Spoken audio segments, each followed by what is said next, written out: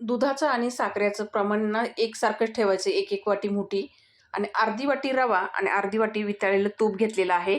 Mix करून 2 तास rest करायला ठेवायचं बॅटर. नंतर आहे ना, इथं अर्धी वाटी दूध घेतलं, 9-10 बिस्किटं घेतलेली आहे. मिक्स करून घेतले. 2 तास झाल्यानंतर त्याच्यामध्ये हे मिश्रण टाकून घ्यायचं, चवीनुसार मीठ टाकायचं, मिक्स करून घ्यायचं आणि 1 किलो मैदा चाळून घेतलेला आहे. मी त्याच्यामध्ये टाकून मळून घेतले. चांगलं घट्टसर पीठ मळून घ्यायचं चांगलं.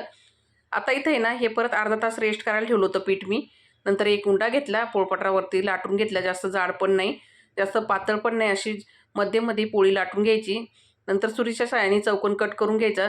आपल्या जशा आकाराच्या शंकरपाळ्या पाहिजेत तशा पद्धतीने कट करून घेतल्या. मी इथं चौकोनी केलेल्या आहेत.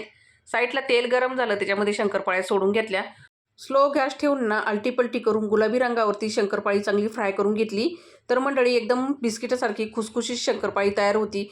एकदा नक्की ट्राय करून बघा. धन्यवाद.